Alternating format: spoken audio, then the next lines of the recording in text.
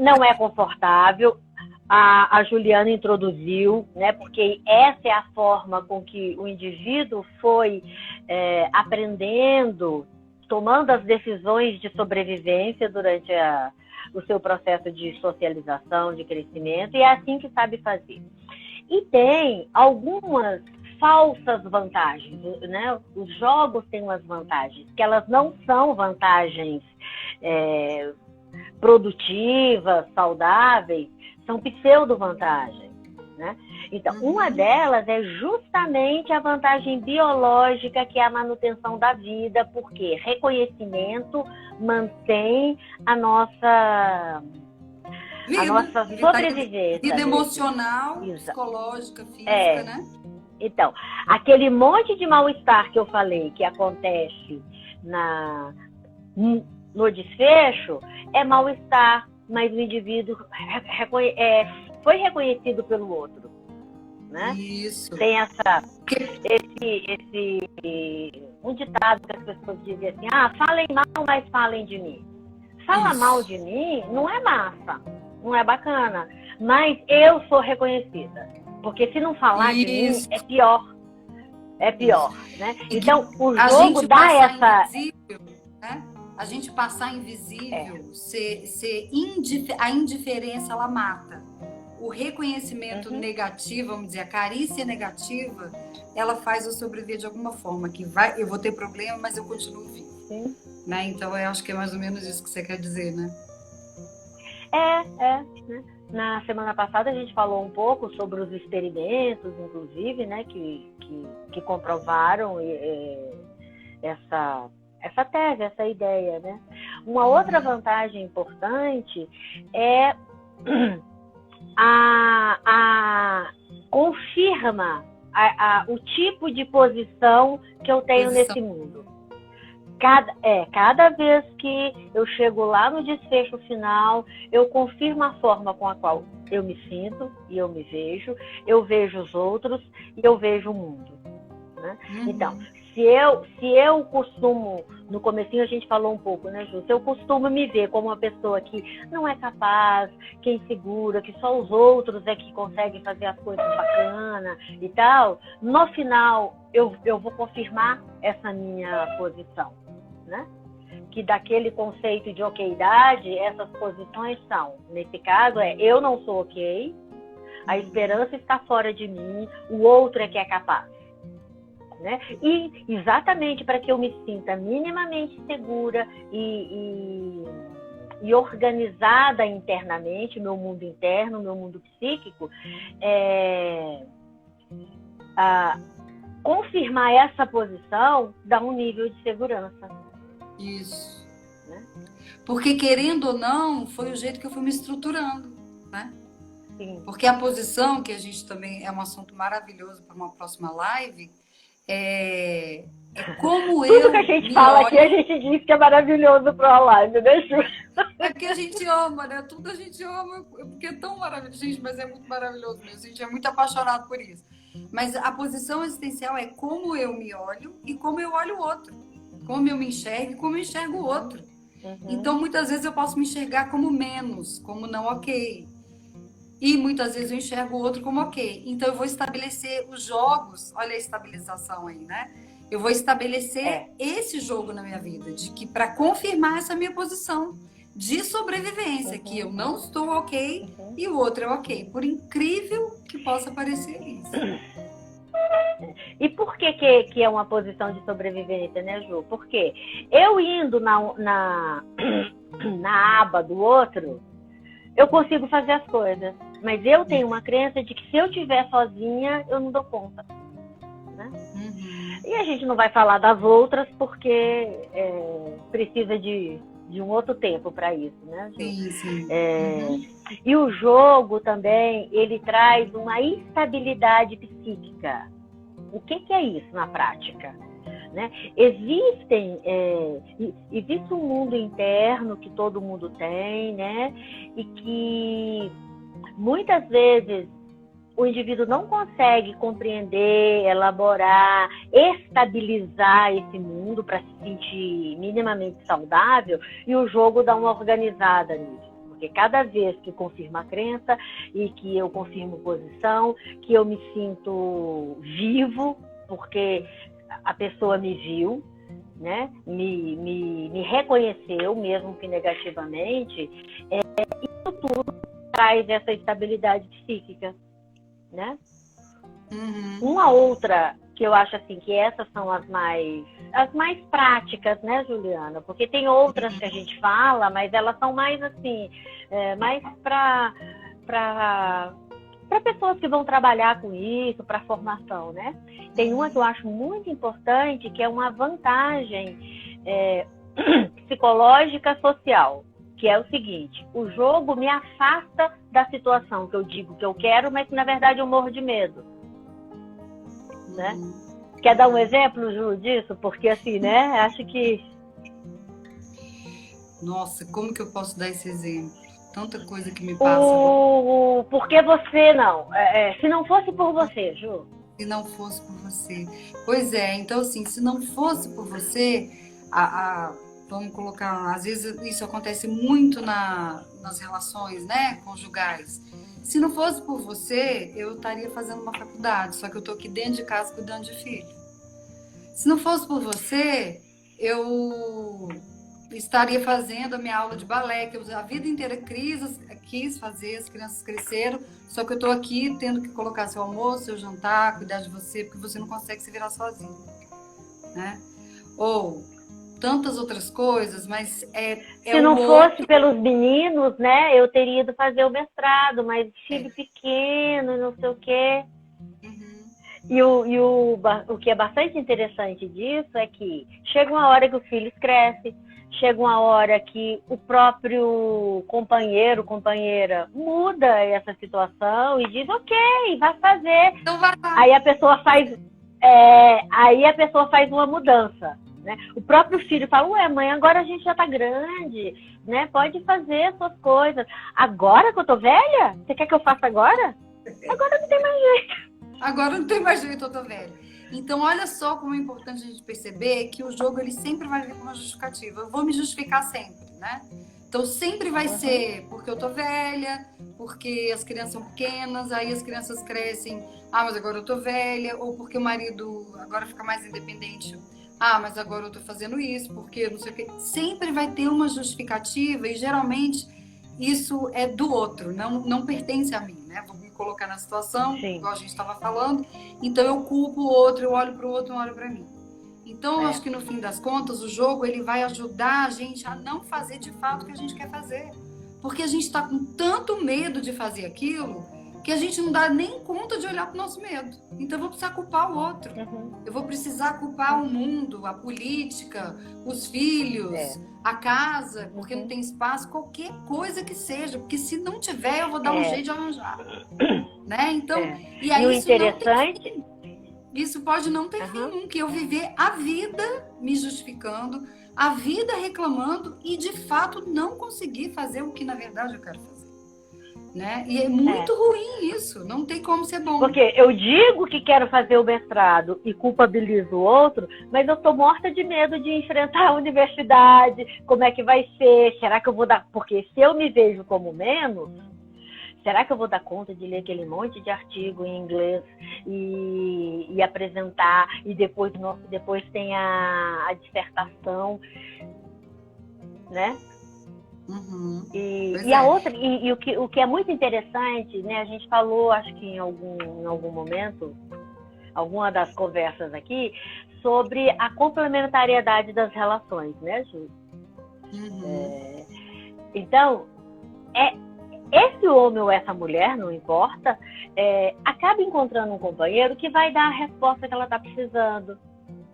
Que é tipo assim, a mensagem ulterior, fique em casa, cuide das coisas da casa. Quando diz, né, tem obrigações a fazer, tem coisas para cuidar, né? Mas, na verdade, esse indivíduo é inseguro, tem medo de ser abandonado. Quando a gente faz assim, né? Quando fazemos uma análise mais profunda do jogo, e aí a mulher estando em casa, ou o companheiro ou a companheira, né, estando em casa, isso dá uma falsa sensação de segurança. E isso vai caminhar. Esse tipo de jogo dura anos. 20 anos, 30 anos, né? E o que mais a gente é o que mais vê nas relações, principalmente do casal, né? É o que mais a gente vê. Um vai mantendo, não vamos colocar a patologia aqui, mas um vai mantendo a dificuldade do outro. A dificuldade. Eu não, né? Eu tenho essa dificuldade, eu não posso falar, eu não posso revelar isso. Aí, por isso que o jogo é feito de 2 ou mais pessoas. E eles vão, por isso que a gente escolhe quem a gente joga, né? A gente não joga com qualquer pessoa, porque lá no meio do caminho eu posso escolher um parceiro que vai detectar que está um jogo e ele vai falar, então tudo bem, então fala aí. Então vai lá estudar, ou vai lá fazer faculdade, e aí o que eu vou falar? Ele vai falar, bom, agora acabou o seu justificativo. Né? Aí aquele outro ditado, né? A fruta não cai longe da árvore, né? Então, gente, a gente escolhe os nossos parceiros de jogos. Então, o importante é a gente sempre ter essa consciência. Quanto mais consciência a gente tem, a gente vai ter uma saúde que vai fazer a gente diminuir os jogos dentro de casa. A gente pode até já entrar no jogo, mas a gente vai sair ou a gente não vai repetir, porque a gente tem uma tendência a repetir os jogos, né? A gente não vai criar cada dia um jogo novo. A gente faz geralmente o mesmo. Então, a gente tendo essas informações, grupo, né? Os conflitos. Um grupo de jogos que são os preferidos, mas assim, preferidos no sentido que tem a ver com a estrutura daquela pessoa, com a posição existencial, com o tipo de reconhecimento que ela foi desenvolvendo, né?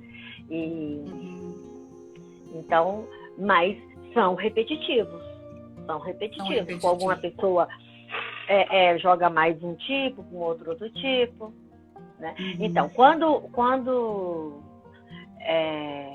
um aluno começa a ficar muito incomodado com o ensino médio ou com o próprio ensino fundamental, porque é difícil, o processo de educação é pouco leva em consideração, né, essas questões do aluno, de um modo geral, não podemos dizer que é sempre assim, mas a estrutura cultural da nossa, a cultura nossa, ela tem um processo de educação formal que é enrijecido, que é massificante, né?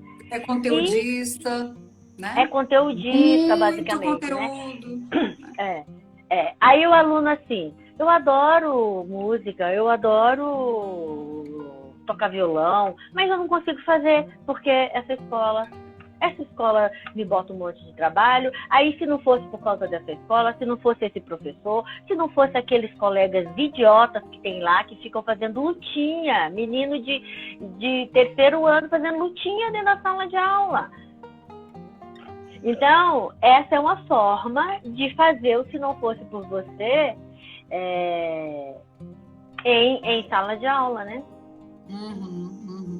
E o legal por exemplo, a gente colocar isso para um professor dentro de sala de aula, né, que convive ali diariamente com 30 alunos, 40 alunos, né, que está ali na adolescência, e já tem aqueles conflitos da adolescência. Se ele tem essa atenção, esse olhar, essa escuta, né, de que tem um aluno ali encrenqueiro, né, tem um aluno que quer ter um grupo para encrencar, para não fazer, para justificar, ele corta os jogos, ele diminui os conflitos dentro da sala de aula, ele vai ter uma turma que vai acompanhá-lo, vai ter prazer de acompanhá-lo, vai ter uma disciplina, os adolescentes vão para a aula com motivação, vão aprender o conteúdo. Então vai ter uma turma que vai estar muito mais ligada nesse professor que tem o que dizer, né? E consegue ali conduzir a turma de uma maneira ok, do que se fosse o contrário. Porque se a gente tem esses conflitos dentro de casa, com um filho, que às vezes eu tenho tudo bem, posso ter uma família grande, 3, 4 filhos, mas um professor ele vai ter muito mais a viver dentro de sala de aula do que o pai e uma mãe. Não estou falando que mais no sentido que é pior, mas de número de pessoas, vamos dizer, Exposição. diário, né? Hã? Disposição Isso, com um monte de exatamente. adolescentes ao mesmo tempo, com um monte de crianças ao mesmo tempo, né?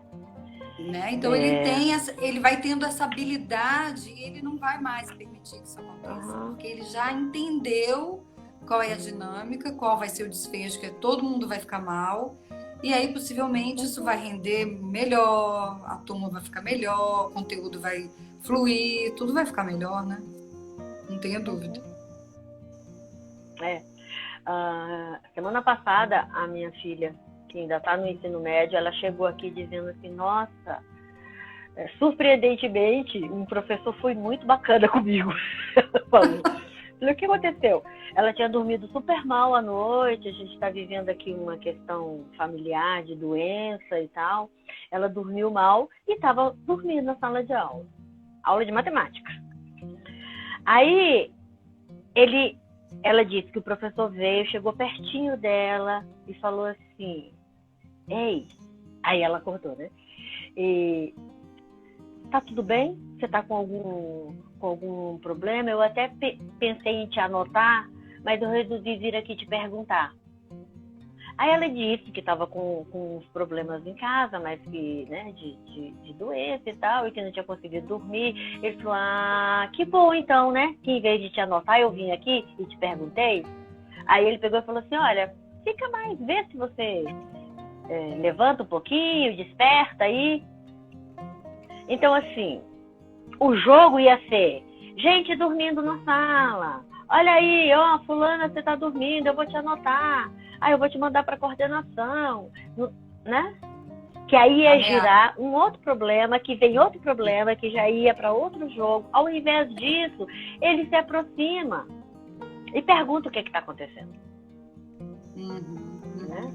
Que não necessariamente ele tem a intenção de que ela contasse tudo para ele, mas só o fato dele ter o cuidado de ir lá e perguntar pro aluno o que está acontecendo, ou se aconteceu alguma coisa, é uma outra, é o reconhecer que essa pessoa está ali, que é um ser humano e que a vida está difícil, que tem um monte de coisa tudo fora do lugar nesse momento.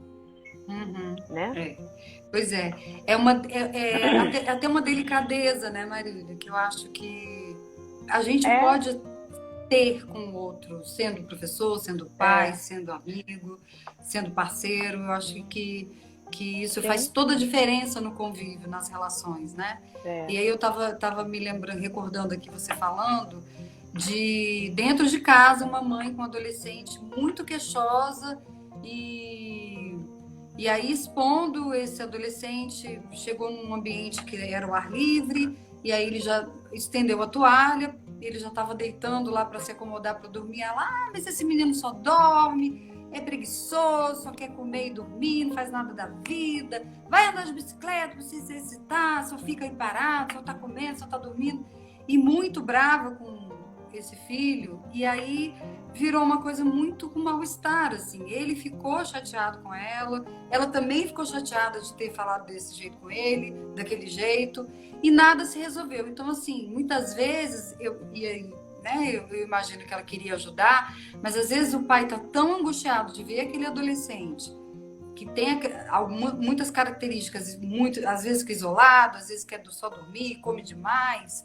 E aí tem um confronto que vai direto nas dores daquele adolescente, né? Do que ele está vivendo. Ele está comendo demais, faz parte. Ele está dormindo demais, faz parte. Mas o que de fato está acontecendo para ele fazer isso? Porque se a gente deixar, o adolescente fica muito... Se a gente deixar, ele até fica do jeito que ele quiser. Mas o que eu quero mostrar aqui é que muitas vezes o confronto direto, a exposição do adolescente, a gente estava num ambiente até... com muitas outras pessoas, isso não ajuda, virou um jogo ali, ficou muito ruim, e muitas vezes o pai e a mãe não sabem o que fazer, né? Tem essa atitude diferente aí desse professor que você fala, de falar, e aí, meu filho, o que é que tá acontecendo assim? Porque eu sei que você tá com preguiça, eu sei que muitas coisas, Mas sabe, é importante você levantar, é importante fazer o exercício, é importante você prestar atenção na aula, porque isso faz parte da vida, não tem muito para onde correr. Né? Então, a conversa dentro de casa ela é super importante e é curativa, né? E muitas vezes os pais, às vezes, nem acham que isso é necessário.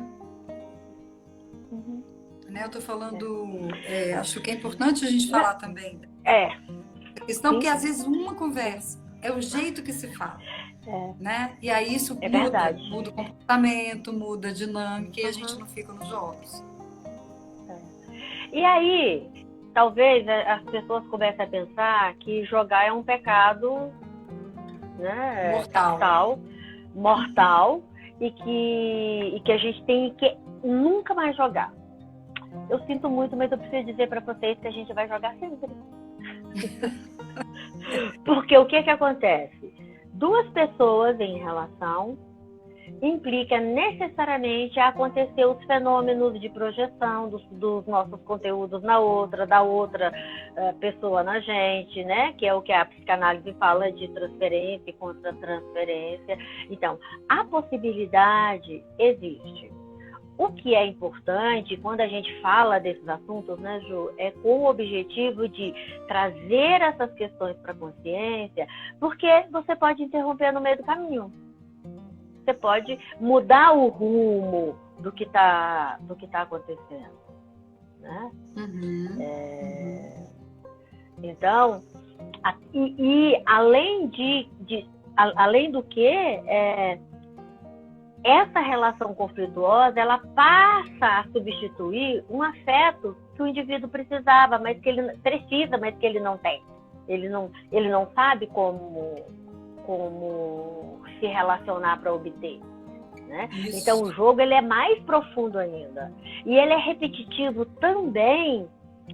Agora eu vou dar um dado mais científico para que as pessoas... Não é nem científico, né? Mas assim, com mais embasamento teórico. Né? Porque as pessoas podem começar a pensar, nossa, isso é muito simplista, é só fazer assim, assado, nossa, né?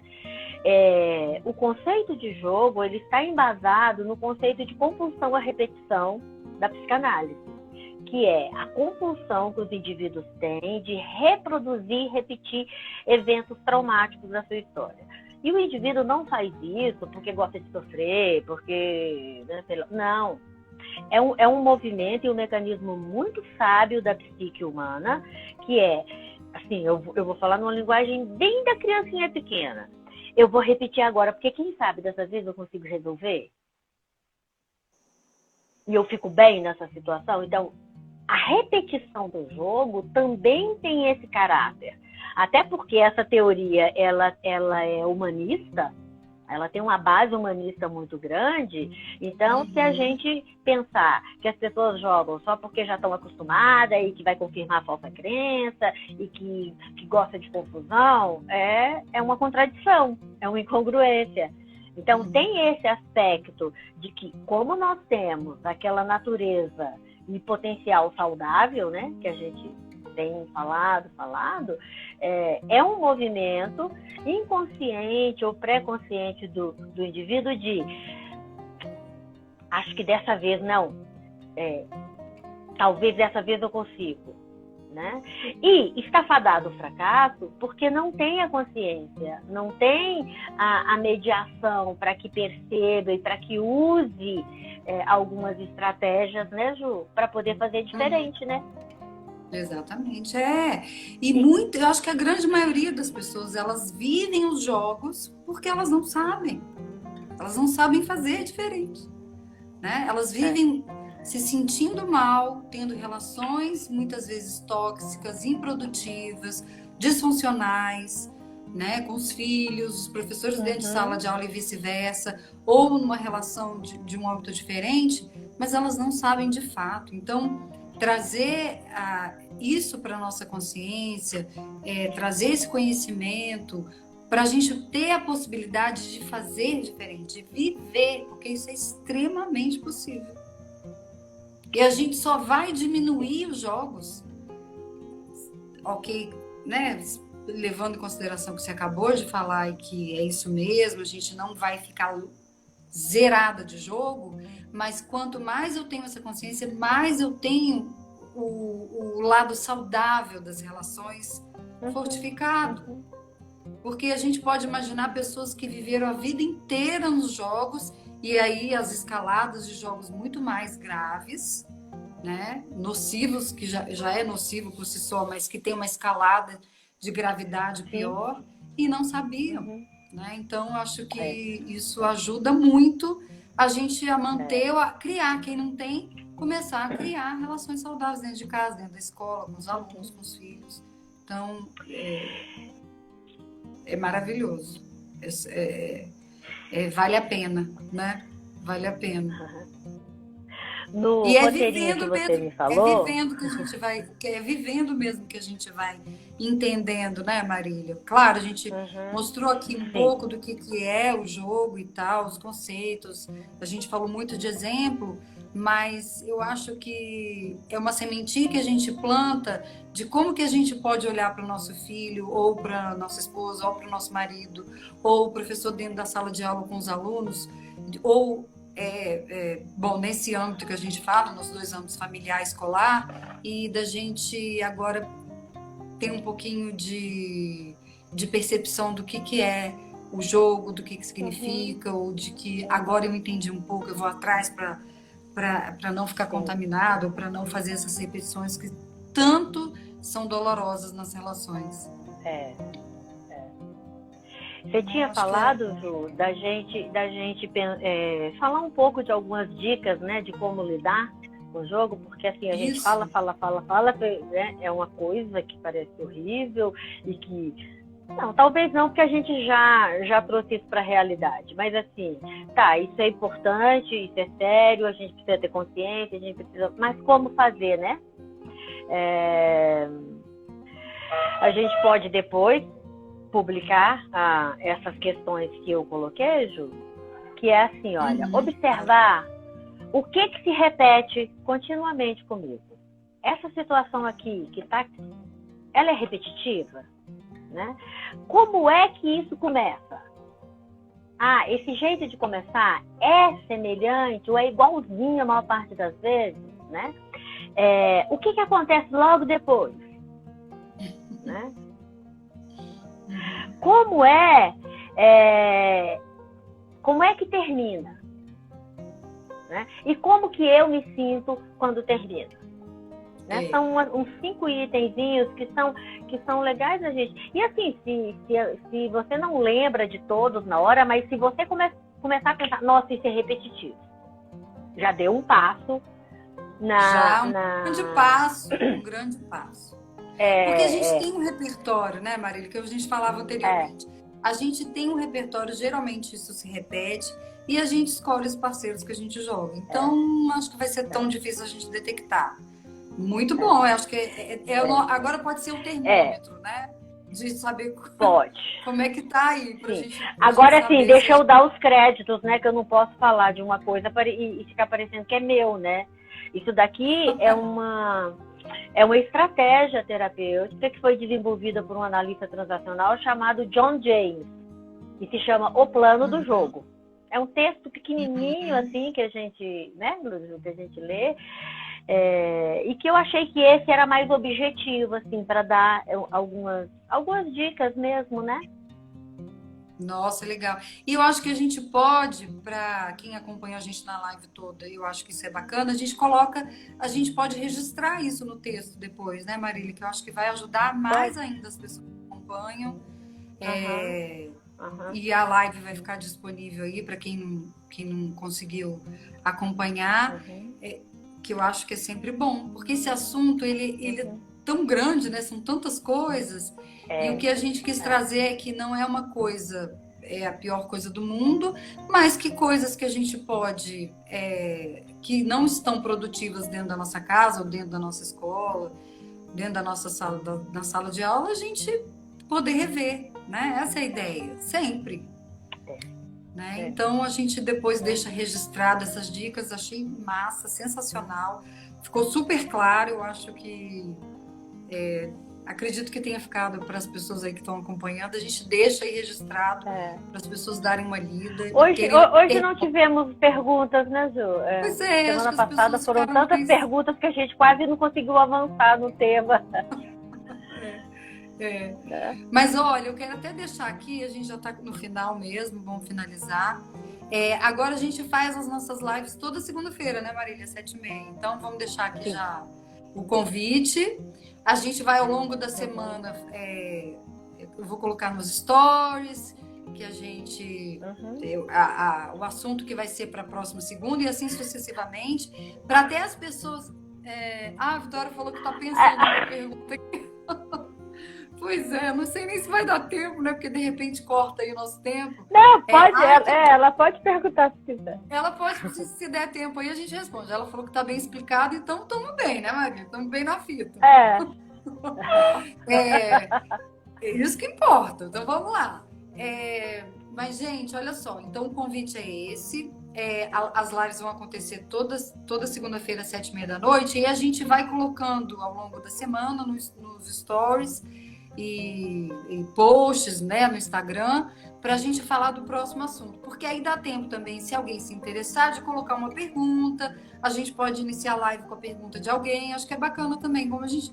Lá naquela live da semana passada, a gente respondeu na hora, mas pode ser também antes, né, Marília? Que é bacana também a gente atender a audiência. Na verdade, é isso que a gente quer. Então, para dar tempo aí das pessoas pensarem, a gente pode colocar vídeo falando sobre o assunto. Então, a gente tem várias maneiras, né?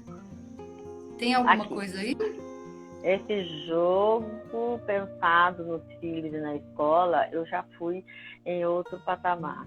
O jogo entre casais, o quão é comum. Vitória, os jogos entre casais são tão comuns que Bernie, o autor, né, desse conceito, no livro que ele fala de jogos, ele separa uma seção para os jogos conjugais. Exatamente, né? Tem um título. Um deles é Se Não Fosse Por Você.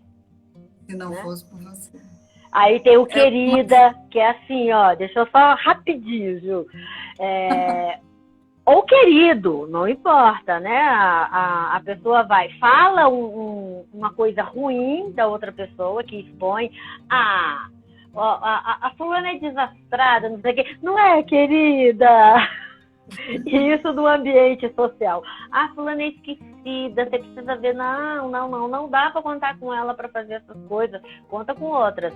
Mas porque isso daí você vai ficar vendido na história. Não é, querida? Então, olha só, né? e tem alguns outros, né? E acontecem muito. E olha só o tom de provocação, né, Marília? É por isso que o jogo ele tem sempre o caráter desonesto. Ele tem uma provocação que é a isca. Quando a querida vem, não é, querida, olha a isca que eu joguei para outra pessoa, que é a provocação para outra pessoa engatar e ela rebater. E é por isso que tem um caráter desonesto, é por isso que no fim todo mundo perde, é por isso que todo mundo fica mal, e aquilo ali não se resolve e fica uma coisa muito ruim. Então, é por todos esses motivos que é muito importante a gente ter essas dicas aí que você falou na nossa cabeça. E a ideia é instrumentar as pessoas, né, Ju, para que elas possam perceber e mudar o rumo. Perceber e sair. Porque assim... o ideal era não aceitar a isca, mas a gente sabe que algumas relações são muito imbricadas, são muito, né? E que é difícil. Então, assim, chegou lá no final e sentiu o mal-estar, pode dizer, epa, tem a ver com o que as meninas falaram, e se recusar a ficar no mal-estar, né? Compreendendo que somos seres em constante crescimento e desenvolvimento, né? E que escorregar acontece. Isso. Ok, Ju. Não tem muito para onde correr. Mas tá bom. Então as dicas vão ficar aí por escrito para vocês. Agradecer, né, Marília? Nossa audiência hoje foi massa, hein? Foi bacana. Estamos aquecendo para as próximas. Que bom. Obrigada a todo mundo compareceu, que ficou com a gente até o final. Esse assunto eu acho que agora a gente vai fechar aqui, mas eu acho que as pessoas vão ficar pensando que ele é instigante, né, Marília? Nossa, falou de jogos, começa a acender um montão de luz, e a ideia é essa mesmo, gente. Por isso que a gente coloca à disposição para as perguntas que vierem durante a semana, se vocês quiserem colocar, a gente responde ali no Instagram. O item dentro dos jogos, Juliana, é a mudança, a dinâmica que acontece no triângulo dramático, que é muito bacana. A gente pode pensar nessa, né, nos papéis de perseguidor, salvador e vítima. Claro. Tem muita coisa. É muito extenso o assunto. Que bom, então. Então é isso, querida. Então nos vemos, né, na próxima live segunda. E sem ser na live essa semana toda, quase. Porque a gente vai conversar. Pra gente estar... Um beijo a todos que estão aqui, que estão aí nos prestigiando. Fico feliz de ver pessoas interessadas em se transformar, né? É isso que a gente precisa no mundo. Nossa, e isso faz uma diferença, né, Marília? Quando a gente está em relações que a gente acha que não tem mais jeito, e aí e é um simples gesto mesmo, um gesto de atenção para aquilo que eu não dava, de coisas que eu repetia, e muitas vezes, ao invés de eu rebater, eu fico em silêncio. E fico em silêncio, e aí eu vou pensar, e eu não vou responder, e eu não quero mais aquilo. Então, gente, faz uma diferença lunar, e que assim, isso vai sendo contagiante no sentido positivo para tantas outras coisas, né? Então esse é o nosso intuito aqui. Então tá. Ok, né, Ju? Então vamos. Beijo a todos, beijo, Ju. Boa semana para todo mundo. Beijo, boa noite. Até segunda, 7h30. Tchau. Até. Tchau.